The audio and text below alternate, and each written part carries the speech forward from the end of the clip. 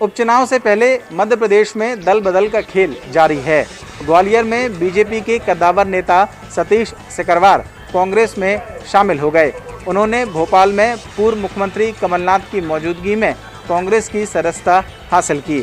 सतीश सिकरवार ने कहा है कि वो बीजेपी में जिन सामंतवादी ताकतों के खिलाफ लड़ाई लड़ रहे थे, वही अब जब बीजेपी में शामिल हो गए हैं तो फिर उन्हें पार्टी छोड़ने का फैसला करना पड़ा।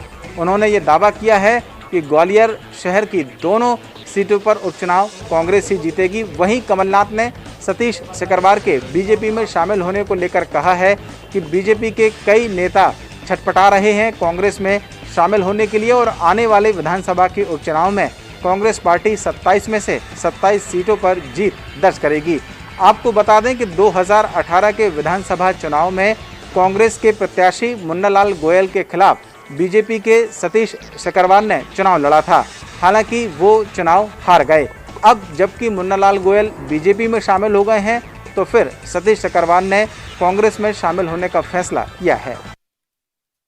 राजधानी भोपाल में कोरोना संक्रमित मरीजों का आंकड़ा तेजी से बढ़ता जा रहा है। हाल ये है कि रोजाना 200 से पार की संख्या में कोरोना पॉजिटिव मरीज मिल रहे हैं और शहर में 86% बेड फुल हो चुके हैं। आने वाली स्थिति को लेकर के स्वास्थ्य विभाग गंभीर है, क्योंकि ज़रूरत है इस ओर ध्यान देने की कि अब आईसीयू में बेड की संख्या को बढ़ाया जाए और साथ ही साथ आईसीयू में ऑक्सीजन सिलेंडर की सुविधा को भी पेशेंट को मुहैया कराया जाए।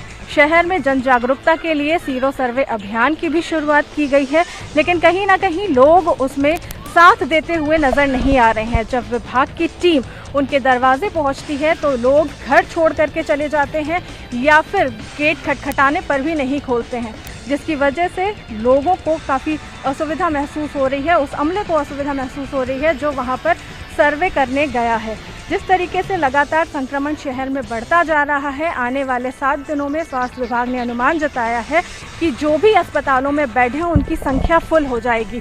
और अब इस स्थिति को कंट्रोल करने के लिए ज़रूरत है कि लोगों में जन जागरूकता आए, वो कोरोना की गाइडलाइंस का पालन करें और साथ ही साथ जो सर्वे अभियान प्रशासन और विभाग की तरफ से चलाया जा रहा है उसमें जन सहयोग दें, ताकि इस स्थिति से निपटा जा सके। और आने वाले दिनों में अगर आंकड़े और ज़्यादा बढ़ते हैं तो वो सिचुएशन भी कहीं ना कहीं स्वास्थ्य विभाग के लिए अच्छी साबित हो, ताकि वो कोरोना की स्थिति को कंट्रोल करते हुए नजर आए। प्रधानमंत्री पथ विक्रेता आत्मनिर्भर निधि योजना का लाभ पाने जबलपुर जिले के 52,000 लोग फर्जी स्ट्रीट वेंडर बन गए और योजना में अपना आवेदन कर दिया। कोरोना संकट में गरीबी और घाटे से उबरने के लिए केंद्र समेत राज्य सरकार द्वारा पथ व्यवसायियों को आत्मनिर्भर बनाने के लिए चलाई जा रही योजनाओं की प्रदेश में क्या तस्वीर है ये तो नहीं पता, लेकिन जबलपुर में इस योजना का लाभ पाने 52,000 लोग फर्जी पथ विक्रेता बन गए। शहरी क्षेत्र में लागू की गई प्रधानमंत्री पथ विक्रेता आत्मनिर्भर निधि योजना कहने को स्ट्रीट वेंडर्स के उत्थान की दिशा में लागू की गई थी, लेकिन पात्र इस योजना का लाभ पाते, लेकिन उससे पहले ज्यादा अपात्रों ने अपना पंजीकरण करवा दिया। जबलपुर में इस योजना के अंतर्गत 87,000 आवेदन किए गए। आवेदनों की स्क्रूटनी के बाद सरकार ने इसे अलग अलग फेज में बांटा। पहले फेज में 27,000 पथ विक्रेताओं को लाभ देने की योजना बनी, जिससे उन्हें ब्याज में सब्सिडी पर 10,000 की राशि देने की बात कही गई। कोरोना की आमद मार्च महीने में हो गई थी और जून महीने तक कहीं न कहीं सारा व्यापार ही ठप रहा। इस बीच पथ विक्रेताओं को राहत दिलाने के लिए इस योजना को एक बड़ी राहत माना गया। जबलपुर नगर निगम आयुक्त अनूप सिंह ने बताया कि 87,000 आवेदनों में से 52,000 आवेदनों को निरस्त कर दिया गया है। लाजमी है कि सरकारी की जनहितैषी योजनाओं को परिधा लगाने लोग बिल्कुल भी पीछे नहीं रहते। फर्जी पथ विक्रेता बन के 52,000 लोगों ने गलत आवेदन तो कर दिए, लेकिन जांच में पकड़े गए। प्रदेश में घटिया चावल मिलने के मामले लगातार सामने आ रहे हैं। टीकमगढ़ जिले की राशन की दुकानों पर घटिया और घुना चावल पाया गया। यह चावल गरीबों में बांटा जाना था, लेकिन गरीबों ने इसे लेने से मना कर दिया। मामला जिले के जतारा और बल्देगढ़ ब्लॉक की राशन की दुकानों का है। यहां सड़े और घुने चावल बांटे जाने की शिकायत सामने आई है। ये चावल जून और जुलाई के महीने में गरीबों को बांटे जाने के लिए भेजा गया था। जो तस्वीर में घुन और फफूंद में दिखाई दे रहे हैं, ये गरीबों को बांटे जाने के लिए थे, लेकिन लोगों ने इस चावल को लेने से मना कर दिया। लिहाजा माल यह राशन की दुकानों पर पड़ा दिखाई दे रहा है। लिहाजा यह माल अभी भी राशन की दुकानों पर पड़ा हुआ है और जिम्मेदार अधिकारी अब इस मामले की जांच कर कार्रवाई करने की बात कह रहे हैं। बैतूल में अतिवृष्टि के बाद पीला मोजेक रोग से सोयाबीन की फसल को भारी नुकसान हुआ है। कई इलाके तो ऐसे हैं जहां पूरे खेत में लगी सोयाबीन की फसल खराब हो चुकी है, जिसके बाद किसानों ने या तो फिर ट्रैक्टर से या फिर मजदूर लगा करके पूरी फसल को उखाड़ कर फेंक दिया है। सबसे गंभीर बात यह है कि इस मामले में अब तक खराब फसलों का कई इलाकों में सर्वे कार्य भी शुरू नहीं हो पाया है, जिससे नाराज किसान खराब फसलें लेकर के कलेक्ट्रेट कार्यालय पहुंचे थे। उन्होंने खराब फसलें कलेक्ट्रेट कार्यालय परिसर के बाद जलाई भी और अपना विरोध जताया। किसानों का ये कहना है कि अब तक सर्वे कार्य शुरू नहीं होने के कारण वो खराब फसलें खेतों में लगी हुई है, जिसके कारण वो आने वाली फसल के लिए खेत तैयार नहीं कर पा रहे हैं। दूसरी बात ये है कि अब तक जो है फसल बीमा कराने की जो समय सीमा है वो नहीं बढ़ाई गई है, जिससे कई किसान फसल बीमा नहीं करा पाए हैं। और इससे भी बड़ी बात ये है कि पिछले साल जो फसलें खराब हुई थी उसकी बीमा राशि भी अभी तक किसानों के खाते में नहीं आई है। हालांकि अधिकारी ये दावा कर रहे हैं कि जल्द से जल्द सर्वे कराकर जो रिपोर्ट है वो शासन को भेजी जाएगी और जल्द मुआवजा दिया जाएगा। लेकिन अब सवाल ये है कि इस बार खराब हुई फसलों का मुआवजा पहले मिलेगा या जो पिछले साल फसलें खराब हुई थी उसकी बीमा राशि और उसका मुआवजा पहले दिया जाएगा। जो भी हो, लेकिन किसान इस समय भारी आफत में हैं। रीवा जिले की गुड़ विधानसभा के पड़िया गांव में कई सालों से सड़क नहीं बनी है। आलम यह है कि छोटे छोटे बच्चों को भी गांव के बाहर जाना हो या स्कूल जाना हो तो इसी कीचड़ में से होकर जाना पड़ता है। बच्चों ने अब मुख्यमंत्री शिवराज सिंह चौहान और अभिनेता सोनू सूद से कीचड़ में खड़े होकर सड़क बनवाने की मांग की है, जिसका वीडियो सोशल मीडिया पर तेज़ी से वायरल हो रहा है। लोकतंत्र में हर व्यक्ति को अपनी बात रखने का अधिकार होता है। सरकार से गुहार लगाकर जनहित के मुद्दे उठाना और अपने हक के लिए लड़ना, यही सिखाता है हमारा लोकतंत्र। हर बार बरसात में ग्राम पंचायतों के हालात बद से बदतर हो जाते हैं। खस्ता हाल सड़कें कीचड़ से भर जाती हैं, जहां से लोगों का निकलना दुश्वार हो जाता है। इसके साथ ही सबसे ज़्यादा भ्रष्टाचार के मामले भी ग्राम पंचायतों से ही आते हैं। ग्राम पंचायत में रहने वाले लोग पंचायतों की खस्ता हाल तस्वीरें मीडिया के सामने लेकर आते हैं। आज एक बार फिर सोशल मीडिया पर एक वीडियो तेज़ी से वायरल हो रहा है, जिसमें रीवा जिले की गुड़ विधानसभा क्षेत्र अंतर्गत पड़िया ग्राम पंचायत के ग्राम बेलहा के मासूम बच्चे कीचड़ में खड़े होकर मुख्यमंत्री शिवराज सिंह चौहान से सड़क बनवाने की मांग कर रहे हैं। वीडियो में बच्चे कीचड़ में खड़े होकर अपना दर्द बयां कर रहे हैं कि वो जब स्कूल जाते हैं तो उनकी किताबें, उनके कपड़े कीचड़ में गिरने से ख़राब हो जाते हैं। बहरहाल इस वीडियो के वायरल होने के बाद अभिनेता सोनू सूद ने कमिश्नर राजेश जैन से बात की है और सड़क बनवाने के लिए उन्होंने अपनी तरफ से प्रयास शुरू कर दिए हैं। हर बार महंगे भाव को लेकर के प्याज के आंसू लोग रोते हैं और ये कहते हैं कि प्याज बहुत महंगा हो गया है, लेकिन यही प्याज अब किसानों को रुला रहा है। खेतों में किसानों की प्याज की फसल खड़ी है और वो अब रोगग्रस्त हो चुकी है और किसान इस रोग को नाम दे रहे हैं जलेबी रोग। पूरी तरह से प्याज नीचे से भी सड़ चुका है, तना उसका प्याज नहीं बन रहा है और ऊपर से जलेबी नुमा एक आकार हो चुका है। कई तरह के जतन इन्होंने कर लिए, कृषि वैज्ञानिक यहाँ पर बुला लिए और रासायनिक जो कीटनाशक होती है वो इन्होंने छिड़क दिए, हजारों रुपए की दवाइयाँ छिड़क दी। उसके बाद भी प्याज की फसल ठीक होने का नाम नहीं ले रही और पूरे के पूरे खेत चौपड़ होते जा रहे हैं। किसानों का कहना है कि प्याज की फसल का फसल बीमा नहीं होता है और उन्हें इसका मुआवजा भी नहीं मिलता है। इस कारण अब वे इस बात को लेकर के आशंकित है और किसानों का जो नुकसान हो रहा है वो ये भी हो रहा है कि आखिर अब किया जाए तो क्या किया जाए। उनकी तरफ से तमाम इंतजाम कर लिए गए हैं लेकिन प्याज की फसल नहीं बचा पा रहे हैं। अब किसानों का कहना है कि सरकार उन्हें उचित मुआवजा दे, साथ ही एक ऐसी विशेषज्ञ टीम भी यहाँ पर भेजी जाए ताकि ऐसे उपचार जिनका उपचार किया जा सके, ऐसे बीज उन्हें दिया जा सके जिन पर कोई रोग नहीं हो। और ये पहली बार ऐसा रोग आया है, किसान बता रहे हैं कि ये पहली बार ऐसा रोग देखा है जिसका उपचार नहीं हो पा रहा है। तमाम इंतजाम के बाद भी किसान अपनी फसल नहीं बचा पा रहे हैं और अब सरकार से मुआवजे की मांग कर रहे हैं। उज्जैन के माधव कॉलेज में आज इस समय हंगामा मच गया जब यहाँ पर माधव कॉलेज का सामान शिफ्ट करने की जानकारी कांग्रेस के नेता और स्थानीय जो माधव कॉलेज के नेता हैं उनको मिली। उसके बाद बड़ी संख्या में जो ये नेता हैं वो माधव कॉलेज पहुंचे और वहाँ पर हंगामा शुरू कर दिया। दरअसल आपको बता दें कि माधव कॉलेज करीब 128 साल पुराना है और इसको अब शिफ्ट करने का काम शुरू किया जा रहा है, क्योंकि बताया यही गया है कि माधव कॉलेज की जो बिल्डिंग है इसमें जो है गर्ल्स कॉलेज को शिफ्ट किया जाएगा और जो माधव कॉलेज को जो है उसको पूरा एक नई बिल्डिंग बनाई गई है, उसमें शिफ्ट करने का काम शुरू होने वाला है। आज सरकारी आदेश आने के बाद इस शिफ्ट करने का काम जैसे ही शुरू हुआ, खबर मिलते ही कई लोग वहाँ पहुँच गए, जिसमें छात्र नेता और माधव कॉलेज के छात्र भी बताए जा रहे हैं। उन्होंने वहाँ पे हंगामा खड़ा शुरू कर दिया, जिसके बाद भारी पुलिस बल वहाँ पर बुला लिया गया। आपको बता दें कि भारी पुलिस बल को देखकर जो है अधिकारी भी वहाँ पर पहुँच गए थे और उसके बाद मामले को शांत कराया गया। फिलहाल जो है बताया यही गया है कि माधव कॉलेज को शिफ्ट करने का काम है वो रोक दिया गया है और अगले आदेश तक इसका इंतजार किया जा रहा है कि कब अब अगले आदेश के बाद इसे फिर से शुरू किया जाएगा। आनंद निगम, न्यूज़ 18 उज्जैन। मध्य प्रदेश को नए डीजीपी मिल सकते हैं। मौजूदा डीजीपी इसी महीने रिटायर्ड हो रहे हैं, लेकिन ये तभी संभव हो पाएगा जब कमलनाथ सरकार के एक्सटेंशन के आदेश को बीजेपी सरकार पलट देगी। इसी महीने मध्य प्रदेश को नए डीजीपी मिलने की संभावना है। इसके पीछे वजह है कि मौजूदा डीजीपी विवेक जौहरी 30 सितंबर को रिटायर्ड हो रहे हैं। हालांकि तत्कालीन कमलनाथ सरकार ने जौहरी को डीजीपी बनाए जाने के साथ 2 साल का एक्सटेंशन दिया था, लेकिन बीजेपी सरकार आने के बाद जिस तरीके से कमलनाथ सरकार के तमाम फैसले को पलटा जा रहा है, ऐसे में इस बात की संभावना ज़्यादा है कि शिवराज सरकार एक्सटेंशन के फैसले को भी पलट सकती है। अभी देखना होगा कि क्या सरकार कमलनाथ सरकार के एक्सटेंशन के फैसले को पलटती है या फिर 2 साल तक जौहरी डीजीपी बने रहेंगे। यदि जौहरी 2 साल तक डीजीपी बने रहते हैं तो ये मध्य प्रदेश के इतिहास में पहली बार होगा जब एक्सटेंशन के बदौलत डीजीपी का कार्यकाल चलेगा।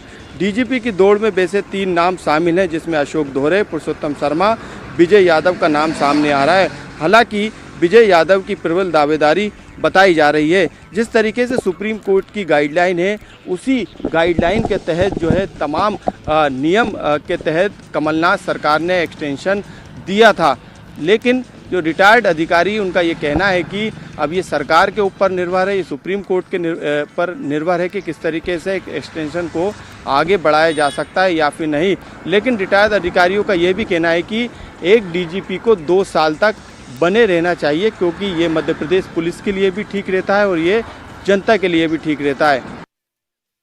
प्रदेश में कोरोना संक्रमण का आंकड़ा 75,000 के पार हो चुका है और 80% बेड फुल हो चुके हैं। ऐसे में अब शिवराज सरकार बेड की संख्या बढ़ाए जाने को लेकर गंभीर हो गई है। मुख्यमंत्री शिवराज सिंह चौहान ने आज मंत्रालय में कोविड-19 को लेकर बैठक की। साथ ही विभाग के अफसरों को अब कोरोना का टेस्ट पूरे प्रदेश में मुफ्त में करने के निर्देश दिए हैं। साथ ही ऑक्सीजन बेड की संख्या 3,700 और आईसीयू बेड की संख्या 700 बढ़ाए जाने के भी निर्देश दिए हैं। इस तरह से ऑक्सीजन बेड की संख्या पूरे प्रदेश में 11,700 हो जाएगी। सरकार का फोकस ग्वालियर और जबलपुर के अस्पतालों में बेड की संख्या बढ़ाने को लेकर है। साथ ही कोरोना संक्रमण के बढ़ते आंकड़ों को लेकर सरकार अब पूरे प्रदेश में जागरूकता अभियान चलाएगी। शहरी इलाकों में नगरीय विभाग और ग्रामीण इलाकों में पंचायत विभाग के जरिए जागरूकता अभियान चलाया जाएगा। सरकार का दावा है कि प्रदेश में फिलहाल 30,000 जनरल बेड मौजूद हैं। साथ ही आज शिवराज कैबिनेट की बैठक में कई महत्वपूर्ण फैसले भी हुए हैं। सरकार ने दीनदयाल रसोई योजना की संख्या बढ़ाने का फैसला किया है। इसके तहत अब प्रदेश में दीनदयाल रसोई योजना के केंद्रों की संख्या बढ़कर 100 हो जाएगी, जिसमें 10 रुपए में गरीबों को भोजन मिल सकेगा। साथ ही आत्मनिर्भर पैकेज के तहत प्रवासी मजदूरों को अब किराए का मकान सरकार मुहैया कराएगी। कल स्ट्रीट वेंडर को सरकार 1 लाख लोगों के खाते में 10,000 रुपए की राशि देने का काम करेगी। साथ ही पात्रता पर्ची वितरण के तहत खाद्यान्न का वितरण 16 सितंबर से शुरू होगा। दतिया के खर्रा घाट में सिंचाई परियोजना को भी कैबिनेट की बैठक में मंजूरी दी गई। राज्य सरकार ने 2 विधेयकों को भी कैबिनेट में मंजूरी दी है, जिसमें सहकारिता संशोधन अधिनियम और लोक सेवा प्रबंधन अधिनियम संशोधन मंजूर हो गया है।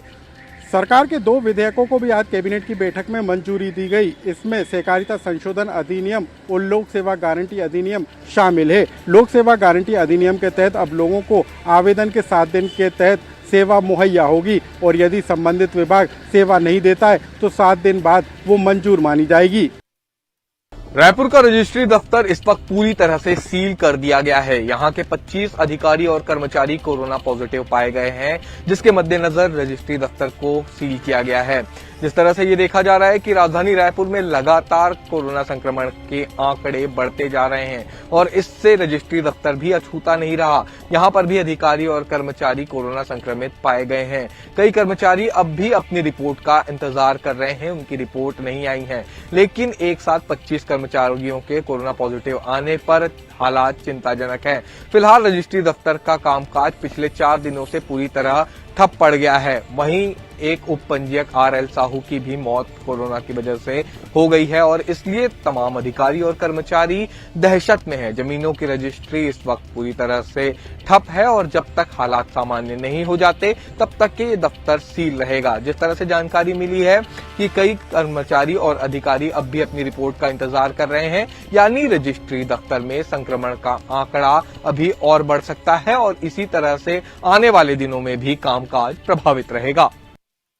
जिले में लगातार कोरोना पॉजिटिव मरीज मिल रहे हैं और जिले में कोरोना का विस्फोट जारी है। और वहीं हम आपको बता दें कि ज़िले में लगभग अब तक 3500 से अधिक जो मरीज़ हैं वो पॉजिटिव पाए गए हैं। साथ ही 1749 जो मरीज़ हैं वो डिस्चार्ज होकर अपने घर पहुंच गए हैं। साथ ही 1710 जो मरीज़ हैं उनका उपचार अभी भी जारी है। वहीं 32 लोगों की मौत हो चुकी है। आपको बताना चाहूँगा कि कोरोना के इस चपेट में पुलिस के जवान भी अब अछूते नहीं रहे हैं, जिसमें अधिकारी और कर्मचारी भी शामिल हैं। शहर के थाने भी इसकी चपेट में आ गए हैं, जिसमें शहर के थाने से लगभग 6 लोग और एक अन्य शहर के थाने से लगभग 1 पुलिस के कर्मचारी इसकी चपेट में आए हैं। तो कहीं ना कहीं जो इसका प्रकोप है वो अब थानों में दिखने लगा है और ज़िले के साथ साथ ही जो वनांचल के जो थाने हैं वहाँ भी कई थाने इसके चपेट में आ चुके हैं। तो कहीं ना कहीं जो इसका जो नुकसान है वो जवानों को भी उठाना पड़ रहा है और राजनांदगांव में लगातार मरीज मिलने से स्वास्थ्य विभाग की नींद भी उड़ी हुई है। राकेश यादव, न्यूज़ 18, राजनांदगांव। आदिवासियों के विकास और मूलभूत सुविधाओं को धरातल पर क्रियान्वित करने के शासन प्रशासन छत्तीसगढ़ गठन के बाद से ही दावे करते आ रहे हैं, लेकिन सूरजपुर में आदिवासी बाहुल बिहारपुर क्षेत्र की तस्वीर कुछ और ही है। दरअसल सूरजपुर के ओड़गी ब्लॉक का आदिवासी बाहुल बिहारपुर क्षेत्र के दर्जनों गांव पहुंचविनता का दंश झेल रहे हैं, जहां बैजनपाट, लूल समेत कई गांव छत्तीसगढ़ के गठन के बाद भी पानी, बिजली, सड़क और शिक्षा जैसी मूलभूत सुविधाओं से कोसों दूर है। गौरतलब है कि इस बारिश में भी बैजनपाट, लूल जैसे दर्जनों गांवों के पुल पुलियों की हालत खराब है, तो सड़क अभाव में ग्रामीणों को कच्ची पथरीली मार्ग से चलना दुर्भर हो चुका है। दूसरी ओर स्कूल भवन से लेकर स्वास्थ्य सुविधाओं और शासकीय राशन की ग्रामीण बाट जोते नजर आते हैं। छत्तीसगढ़ का गठन और सूरजपुर जिले को अस्तित्व में आए लंबा अरसा बीत गया, लेकिन भाजपा और कांग्रेस के जनप्रतिनिधियों के साथ प्रशासन को भी अपनी जिम्मेदारी का एहसास नहीं हो रहा। ऐसे में क्षेत्रीय जनप्रतिनिधियों और प्रशासनिक उदासीनता पर केंद्रीय राज्य मंत्री रेणुका सिंह जमकर बरसी और केंद्रीय राज्य मंत्री व सांसद होने के नाते ओड़गी के आदिवासियों के विकास के लिए मास्टर प्लान तैयार करके आदिवासियों के विकास के दावे करते नजर आई। बहरहाल वर्षों से बरकरार प्रशासनिक खोखले दावों के बीच केंद्रीय राज्य मंत्री का दावा धरातल पे कब तक उतरता है यह तो आने वाला वक्त बताएगा। छत्तीसगढ़ में किसान सम्मान निधि को लेकर राजनीति गर्माती जा रही है। पूर्व मुख्यमंत्री डॉक्टर रमन सिंह ने सीधे राज्य सरकार पर आरोप लगाए हैं कि यहाँ पर जो 27 लाख किसान पंजीकृत हैं, उसमें से सिर्फ 2 लाख किसानों को लाभ मिल सका है। केंद्र सरकार ने 540 करोड़ रुपए की राशि जारी की थी, जिसमें सिर्फ 40 करोड़ ही राशि यहाँ के किसानों को मिली है। जिसको देखते हुए जिस तरह से कृषि मंत्री रविंद्र चौबे ने पलटवार किया है डॉक्टर रमन सिंह के बयान पर, उन्होंने कहा है कि यहाँ पर छत्तीसगढ़ में 32 लाख किसान सम्मान निधि में पंजीकृत हैं, जिसमें से सिर्फ 27 लाख किसानों को 2 किस्तों में यहाँ पर पहले किसान सम्मान निधि का लाभ मिल चुका है और जो बचे शेष किसान हैं उनको जो केंद्र सरकार है वो राशि मुहैया नहीं करा पा रही है। तो जिस तरह से केंद्र सरकार और राज्य सरकार के दोनों के बीच में एक बार फिर से बयानबाजी को लेकर राजनीति गर्माती जा रही है। अब देखना यह होगा कि दोनों की राजनीति में किसानों को लाभ मिल पाता है या नहीं।